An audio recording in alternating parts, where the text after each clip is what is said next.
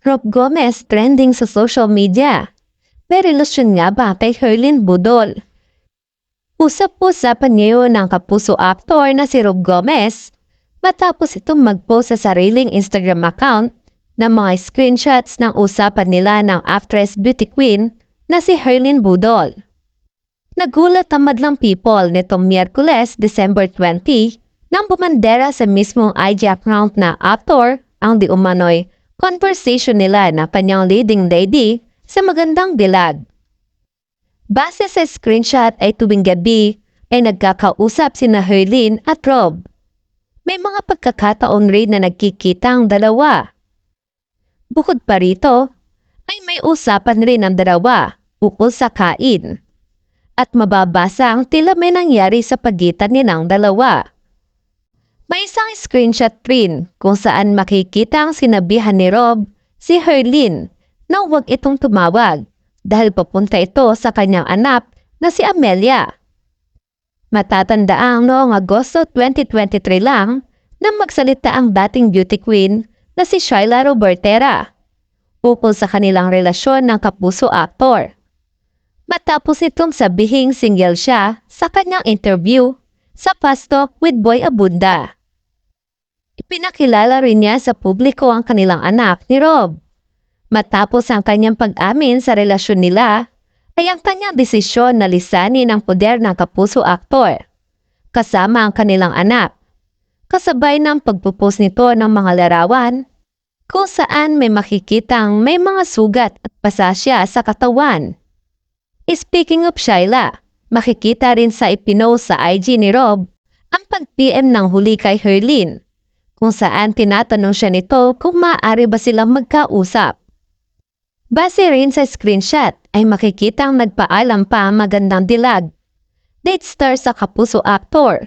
Kung re-repayan ba niya ito, ngunit sinabihan siyang wag.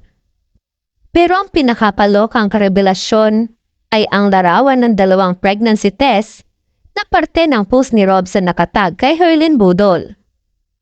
Bukod pa kay Herlin, ay makikita rin ang pakikipagpalitan ng mensahe ng kapuso aktor sa isa pang actress na si Pearl Gonzalez.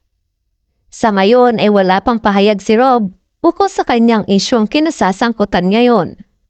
Ang mga screenshot ng di umano'y mga pag-uusap ay tinanggal na mula sa parehong Facebook at Instagram. Sa mga tinanggal na convos umano ni na Rob at Herlin, nagkita raw minsan sina Rob at Herlin. Sa mga tinanggal umanong convo ni na Rob at Bianca, tinanong ng huli ang aktor kung magkikita sila. Wala sa mga sangkot na personalidad sa mga tinanggal na screenshot ang lumabas para kumpirmahin o tanggihan ng mga katotohanan o kamakailan na mga di umano'y screenshot. Nagtulungan ang tatlong personalidad sa magandang dilag. Ipinost ng mga social media page ni Rob Gomez ang pakikipag-usap sa mga sikat na tao na nagpapakita kung paano siya nagsiset ng meet-up kina Bianca at Herlin. Humingi umano si Bianca ng meet-up kay Rob sa Bonifacio Global City. Sa usapan at ipinaalam pa nito na nasa Valenzuela ang kanyang asawa. Samantala, mas detalyadong pag-uusap umano ni Herlin kay Rob at ipinakita pa ang resulta ng pregnancy test.